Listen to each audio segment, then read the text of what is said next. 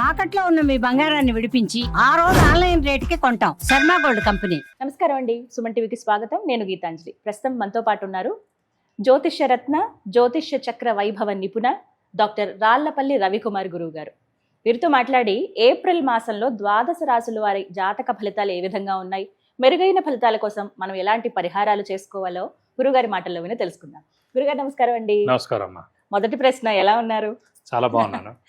చాలా మీరు ఎలా ఉన్నారు? నేను చాలా బాగున్నాను గురుగారు. మీ ఆశీర్వాదాలు ఎప్పుడు ఎప్పుడు ఉంటాయి. దేవుడి ఆశీర్వాదాలు కూడా మీకు ఖచ్చితంగా చాలా ఉంటాయి. సంతోషం అండి. ఈ పరిచయం ఇప్పటిది కాదు, అవును. వాస్తవానికి 2 ఏళ్ళు అయిపోయింది. కాకపోతే వీడియో త్రీ ఇయర్స్ అయిందండి సుమన్ టీవీలో నేను చెప్పడం స్టార్ట్ చేసి. అవును. సో ఫస్ట్ నా ఇంటర్వ్యూ గీతాంజలి గారితో స్టార్ట్ అయింది. మళ్ళీ ఒక ఏడాది చెప్పాను, తర్వాత మళ్ళీ గ్యాప్ వచ్చింది. మళ్ళీ ఇప్పటి నుంచి మళ్ళీ రాశి ఫలాల నుంచి మిగతా వాటి నుంచి కూడా మళ్ళీ గీతాంజలి గారితో మొదలవుతుంది. ఇక నుంచి ఇది మళ్ళీ ప్రారంభం. అవును. మళ్ళీ ఒక బ్రేక్ ఇచ్చుకొని మళ్ళీ స్టార్ట్ చేసినట్లుగా అనమాట. తప్పకుండా. గురుగారు, ఇక ఏప్రిల్ ప్రతి మాసం ఖచ్చితంగా ఆ కోరిక ఉంటుందండి, తెలుసుకోవాలని జాగ్రత్త పడతారు. అవును. అందులో భాగంగానే ఇలా ఈ రాశి ఫలితాలు చెప్పడం కూడా. అవును. అయితే ముందుగా గ్రహస్థితి ఏ విధంగా ఉంది ఏప్రిల్ 2026? శరదిందు సమాకారే పరబ్రహ్మ స్వరూపిణి వాసరాపీఠ నిలయే సరస్వతి నమస్తుతే. సుమన్ టీవీ ప్రేక్షకులకి నమస్కారం. ముందుగా ద్వాదశ రాశుల్లో ఏప్రిల్ నెలలో నవగ్రహాలు ఎక్కడ ఉన్నాయో తెలుసుకుందాం. ముందుగా సూర్యుడు వచ్చేసి మనకి ఏప్రిల్ 15 టు మే 15 ఫిక్స్డ్ అండి. సూర్యుడు మేషరాశిలో ఉంటాడు, ఉచ్చ స్థానంలో ఉంటాడు. సూర్యుడు అంటే తండ్రి కారకుడు, గవర్నమెంట్ కారకుడు, ఆరోగ్య కారకుడు. అలాగే ఎవరైనా ఉన్నారంటే సూర్యుడు ఏప్రిల్ 15 టు మే 15 ఎవరు పుట్టినా కూడా రవి ఉచ్చలో ఉంటారు కాబట్టి వాళ్ళకి గవర్నమెంట్ జాబ్ రావడం కానీ, అయితే వాళ్ళ నాన్నగారు గవర్నమెంట్ జాబ్లో ఉండడం కానీ, లేదంటే గవర్నమెంట్ నుంచి హెల్ప్ పొందడం కానీ ఇవన్నీ కూడా ఉంటాయి అన్నమాట. సో ఈ నెల ఎవరు పుట్టినా కూడా ఆరోగ్యరీత్యా కూడా చాలా బాగుంటుంది. నెక్స్ట్ వచ్చేసి మనకి కుజుడు వచ్చేసి మనకి మీన రాశిలో ఉంటారు ఈ నెలలు కూడా. రాహు వచ్చేసి మనకి కుంభరాశిలో ఉన్నారు. అలాగే గురువు వచ్చి మనకి మిథున రాశిలో ఉన్నారు. శని వచ్చేసి మనకి మీన రాశిలో ఉన్నారు. బుధుడు మటుకు ఈ నెల అంతా కూడా నీచ స్థానంలో ఉంటాడండి. ఎందుకంటే 10/4/2026 నుంచి బుధుడు నీచ స్థానంలోకి వస్తున్నాడు మీన రాశిలోకి. సో బుధుడు మెయిన్గా వ్యాపార కారకుడు, అలాగే మిత్రులకి కారకుడు, అలాగే క్రియేటివిటీ, ఇంటెలిజెన్స్, లాజిక్ అవన్నిటి కారకుడు, స్పెక్యులేషన్ కారకుడు, ఇవన్నిటికి కారకత్వం అనమాట. సో అతను ఈ నెలలు నీచలో ఉంటారు కాబట్టి స్పెక్యులేషన్స్ అలాంటివన్నిటి కొంచెం జాగ్రత్తగా ఉండాలి. ఎందుకంటే స్పెక్యులేషన్ జోలికి వెళ్ళినా చాలా ప్రాబ్లం అవుతుంది, ఏ రాశి వాళ్ళైనా సరే. మీరు బుధుడు మెయిన్ కారకుడే మనకి ఇది కాబట్టి అతను నీచలో ఉంటాడు కాబట్టి ఈ నెలలు కొంచెం జాగ్రత్త. చూడండి, ఫర్ ఎగ్జాంపుల్ స్టాక్ ఎక్స్చేంజ్ చూడండి, యుద్ధ వాతావరణం ఏదైనా ఉన్నాయండి, అనవసరంగా దాని యొక్క ఇంపాక్ట్ నడుస్తున్నాను. సో 10 ఏప్రిల్ నుంచి వచ్చినప్పుడు ఇంకో 20 రోజుల పాటు ఇంకా అంటే ఏప్రిల్ నెల అంతా కూడా స్టాక్ ఎక్స్చేంజ్ పడిపోవడం అని, ఈ గోల్డ్ ధర పెరగడం లేదా తగ్గడం, మళ్ళీ సిల్వర్ ధర పెరగడం లేదా తగ్గడం, అనిశ్చితి అనేది ఉంటుంది స్టాక్ ఎక్స్చేంజ్లో. ఫైనాన్షియల్గా అన్నీ కూడా అనిశ్చితి ఉంటుందని చెప్పుకోవచ్చు. నెక్స్ట్ వచ్చేసి మనకి కేతు వచ్చేసి సింహరాశిలో ఉన్నారు. శుక్రుడు వచ్చేసి మనకి 19/4/2026 నుంచి వృషభ రాశి అంటే ఓన్ రాశి అనమాట, వృషభ రాశి, ఆ రాశిలోకి ప్రవేశిస్తాడు. ఈ నెలలు కూడా అక్కడే ఉంటాడు. ఇవి ద్వాదశ రాశుల్లో నవగ్రహాలు ఈ ఏప్రిల్ నెలలో ఈ స్థానాల్లో ఉంటాయండి. గురుగారు, ద్వాదశ రాశుల్లో చివరిదైన మీనరాశి వారి జాతక ఫలితం ఏప్రిల్ మాసంలో ఏ విధంగా ఉందండి? మీన రాశి అనగానే మనకి పూర్వభాద్ర 4వ పాదం, ఉత్తరాభాద్ర 1, 2, 3, 4 పాదాలు, రేవతి 1, 2, 3, 4 పాదాలు, ఈ నక్షత్రాల సంబంధం మనకి మీన రాశిలోకి వస్తుంది. మీరు చాలా సాఫ్ట్, కూల్, రిజర్వ్డ్గా ఉంటారు. మేషం స్టార్ట్, మీనం లాస్ట్. మీన రాశికి ఏంటంటే మోక్ష రాశి అని కూడా అంటారు వాడు. దానికి అధిపతి కూడా గురువు. లాస్ట్ రాశి, లాస్ట్ అనేది మన మామూలుగా ఇంకా లాస్ట్ ఏంటంటే ఏదైనా సరే మోక్షం అనేది అనమాట. విరక్తి, వైరాగ్యం, మోక్షం అంటారు, కానీ మోక్షం అనేది ఫైనల్ అన్నమాట. సో లాస్ట్ జన్మ ఇలాంటివన్నీ అంటుంటారు అలా. సో దీని అధిపతి కూడా గురువు అయ్యాడు రాశి. ప్లస్ అందులో పూర్వభాద్ర నక్షత్రం ఉంటుంది 4వ పాదం, దానికి అధిపతి కూడా గురువు అయ్యాడు. రాశికి గురువు అలాగా, నక్షత్రానికి గురువు కూడా ఇలా అనమాట. సో వీళ్ళు ఎంత సాఫ్ట్ అంటే మీరు తిట్టినా, కోపగించునా, ఏదేదో చెప్పినా, ఎవరికైనా వాళ్ళని కామెంట్ చేసినా, జస్ట్ కత్తితో గుచ్చినా కూడా పోన్లే వాళ్ళ మానాన్ని వాళ్ళే పోతారు అనే మనస్తత్వం అండి. సాధారణంగా అమ్మాయిలు అలాగే ఉంటారు, కానీ అబ్బాయిలు కూడా అలాగే ఉంటారు అన్నమాట. సో అబ్బాయిలు ఈ రాశిలో వాళ్ళు కొంచెం కష్టంగా నడవాలి లైఫ్. అంటే అంత ఇదిగా అబ్బాయిలు అలా ఉంటే కష్టం కదండి ఈ లోకంలో. సో అది, సో వీరికి కూడా దైవబలం, దైవానుగ్రహం బై బర్త్ ఉంటుందండి. సో ఎప్పుడు కూడా దేవుడి అనుగ్రహంతో వీళ్ళకి ముందుకు వెళ్తూ ఉంటారు. వీళ్ళకి ఏంటంటే మెయిన్గా రాశిలోనే శని ఉండడం వల్ల అని, సాధారణంగా రాశిలో శని ఉండడం అంటే శని చంద్రులు కలిసి ఉండడం అని.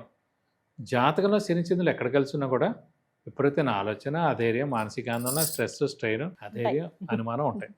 అలాగే చంద్రుడు కేతువుతో కానీ, రాహుతో కానీ, శనితో కానీ ఎవరిని కలిసినా ఇలాగే ఉంటుంది. శనితో అయితే ఖచ్చితంగా ఉంటుంది. చంద్రుడు మాతృకారకురాలు కూడా కాబట్టి ఆ తల్లి కూడా ఎక్కువగా ఆలోచిస్తూ ఉంటుంది. ఇదే పాయింట్ మళ్ళీ. సో అందుగురించి వీరికి ఈ గత 3.5 ఏళ్ళ నుంచి ఇదే ఉంది, 4 ఏళ్ళ నుంచి. సో ఇంకా ఒక 3.5 ఏళ్ళు ఉంది వీళ్ళకి. సో స్ట్రెయిన్ఫుల్గా ఉంటుంది మామూలుగా. సో ఎక్కువగా ఆలోచించకండి, అధైర్యపడకండి. అలాగే శ్రమాకాలం ధనం వ్యర్థమైనకి అవకాశం ఉంది. రావాల్సిన బాకీలు ఆలస్యంగా వస్తాయి. షూరిటీస్ పెట్టకండి, స్పెక్యులేషన్ జోలికి వెళ్ళకండి, మధ్యవర్తితో అస్సలు వహించకండి. ఆరోగ్యం చిన్న అనారోగ్యాలు వస్తాయి, మేజర్ అనారోగ్యాలు ఉన్నాయి, చిన్న ఉంటాయి. రాహుకేతుల పొజిషన్ చాలా బాగుంది. గురువు చతుర్థ స్థానంలో బాగుంటే, చతుర్థ స్థానం అనేది అంటే మాతృస్థానం, గృహస్థానం, సౌఖ్యస్థానం, తల్లి స్థానం, అలాగే మెయిన్గా జనరల్ హ్యాపీనెస్, ఇవన్నీ కూడా 4th హౌస్ అండి. Education main. అందుగురించి అంటే విద్యార్థులకు సువర్ణావకాశం, మంచి ర్యాంక్ సాధించడం, పోటీ పరీక్షల్లో నెగ్గడం, గట్టిగా ప్రయత్నిస్తే గవర్నమెంట్ జాబ్ కూడా రావడం, అలాగే ఫారెన్ కూడా ఏలినాడ్స్ నడుస్తాం కాబట్టి స్థానశైలం ఉండడం.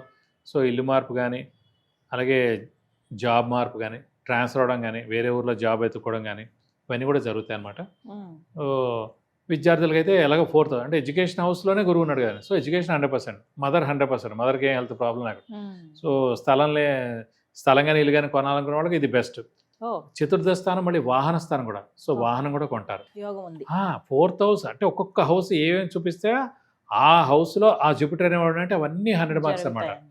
సో అందుగురించి ఖచ్చితంగా ఇవన్నీ కూడా జరుగుతాయి. చిన్న అనారోగ్యాలు ఉంటాయని పెద్దవే ఉండవు. ఎక్కువగా మీరు ఆలోచన అధైర్యం తోటి ఆలోచన ద్వారా వచ్చేవి తప్ప నిజంగా మేజర్ అనారోగ్యాలు ఏం కావు. రాహుకేతుల బలం బాగుంది. అలాగే ఇంట్లో గృహిణులకి మానసిక ఒత్తిడి తగ్గుతుంది. మెయిన్గా ఈ వాహనం కూడా కొనొచ్చు అని చెప్పాం కదా. సో ఖచ్చితంగా బెస్ట్ వాహనం వస్తుంది. గృహం కూడా బెస్ట్ అన్నీ చెప్పకండి.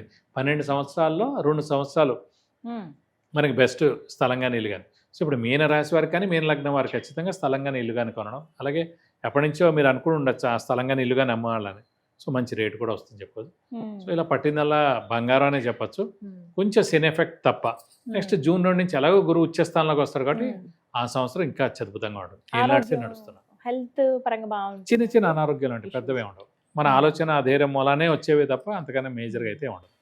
అంటే ఏలినాటి శని ఉంది కాబట్టి చాలా వరకు ఇదే భయపడుతూ ఉంటారు. భయం అంటూ ఏం లేదండి.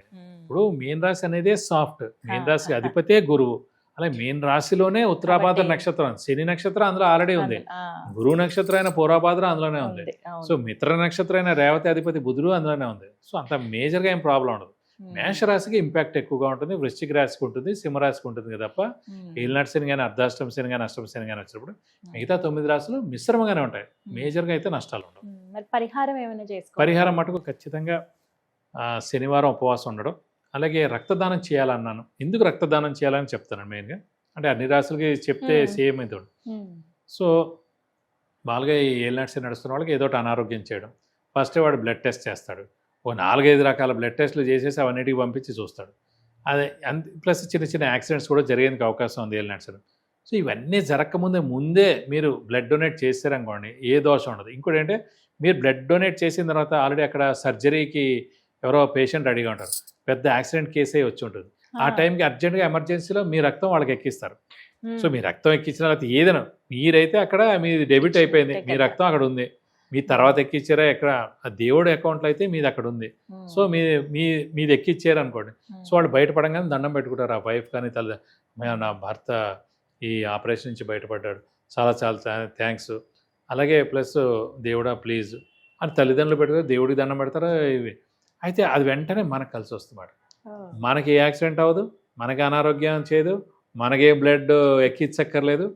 జస్ట్ మనం బ్లడ్ డొనేట్ చేయడం ద్వారా ఒక శనివారం రోజు. నేను చాలాసార్లు ఈ 3 ఏళ్ళ నుంచి చెప్తున్నాను. ప్రతి రాశిఫలంలో కూడా చాలామంది డాక్టర్స్ కూడా ఫోన్ చేసి కూడా మెచ్చుకున్నారు. మేము చెప్తే వేరేగా ఏదో అనుకుంటారు, మా స్వలాభం ఏదని. కానీ మీరు ఒక జ్యోతిష పరంగా కూడా ఇది విశదీకరించి చెప్పారు. సో మనకి మంచిది, వాళ్ళకి మంచిది. మనది కూడా ఏం బ్యాడ్ ఉన్నా వెళ్ళిపోతుంది. మనకి బ్యాడ్ జరగకుండా ఉండాలండి. సో మెయిన్గా రక్తదానం చేయడం ఒక శనివారం రోజున. అందుకే శనివారం రోజు చేయమన్నారు. ఆ శని అనేది అయినా సరే బ్లడ్ డొనేట్ చేయడం ద్వారా పోతుంది. మన బ్యాడ్ ఏదో వాడికి వెళ్ళిపోతుందని కాదు, ఆ రోజున ఎవరికో హెల్ప్ అవుతుందనే ఉద్దేశంతో మనం చేసామని అనుకోవాలి. అలాగే ప్రతి శనివారం ఉపవాసం ద్వారా కూడా ఇందాక చెప్పాను చాలా. అలాగే సేమ్ ఆంజనేయ స్వామిని, వెంకటేశ్వర స్వామిని పూజించడం, వాళ్ళ యొక్క అష్టోత్తరాలు చదువుకోవడం. బుధవారం శనివారం ఏమో వెంకటేశ్వర స్వామి టెంపుల్కి వెళ్ళి 40 ప్రదక్షిణాలు చేసి ఆయనకి అభిషేకం కానీ అర్చన కానీ చేయించడం. అలాగే మంగళవారం వెళ్ళి, ప్రతి మంగళవారం వెళ్తే మరీ మంచిది, కొంచెం ఏలినాటి శని వెళ్ళేదాకా ఆంజనేయ స్వామి టెంపుల్కి వెళ్ళి మంగళవారం శనివారం ఆయనకి 40 ప్రదక్షిణాలు చేసి మనం వడమాల సమర్పించడం, లేదంటే సింధూర పూజ చేయించడం, లేదంటే తామలపాకుల పూజ చేస్తే మీకు అన్ని విధాలా మంచి చేకూరుతుంది. చాలా చక్కటి పరిహారం అండి. ద్వాదశ రాశుల వారు అసలు ఎలా ఏ విధంగా ఉంటుంది, చేసుకోవాల్సిన పరిహారాలు చక్కగా వివరించారు. ధన్యవాదాలు గురువుగారు. నమస్కారం. విన్నారు కదండి ద్వాదశ రాశుల జాతక ఫలితాలు. అలాగే మీరు పర్సనల్గా గురువుగారితో మాట్లాడాలన్న అపాయింట్మెంట్ తీసుకోవచ్చండి. అది ఏ రకమైనటువంటి సమస్య అయినా కావచ్చు. విద్య, ఉద్యోగం, వ్యాపారం, సంతానం విషయంలో కొంతమంది, వివాహ యోగం ఉందా లేదా అని తెలుసుకోవడానికి కావచ్చు, ఒకవేళ యోగం కలగాలంటే ఏం చేయాలని, విదేశీ యానాల కోసం కొంతమంది ప్రయత్నిస్తూ ఉంటారు, గృహం కోసం చూస్తారు, ఆరోగ్యపరంగా కావచ్చు, వ్యాపార పరంగా కావచ్చు. ఇలా మీకు ఏవైనా సందేహాలు ఉన్నట్లయితే గురువుగారిని సంప్రదించవచ్చండి. స్క్రీన్ పైన నెంబర్ స్క్రోల్ అవుతుంది కదా, మీరు వాట్సాప్ కాల్ చేయొచ్చు, అలాగే మెసేజ్ అయినా పెట్టండి ముందుగా. మీరు ఆ తర్వాత అపాయింట్మెంట్ తీసుకుని గురువుగారిని కలవచ్చండి. ఎంతో మందికి జాతకలో పరిహారాలు తెలియజేసి వారి ఉన్నతికి చాలా ప్రోత్సాహం అందించారు గురువుగారు. మరి మీరు కూడా ఈ విధంగా తెలుసుకోవాలనుకుంటే స్క్రీన్ మీద కనపడుతున్న నెంబర్స్కి కాల్ చేయండి. నమస్కారం.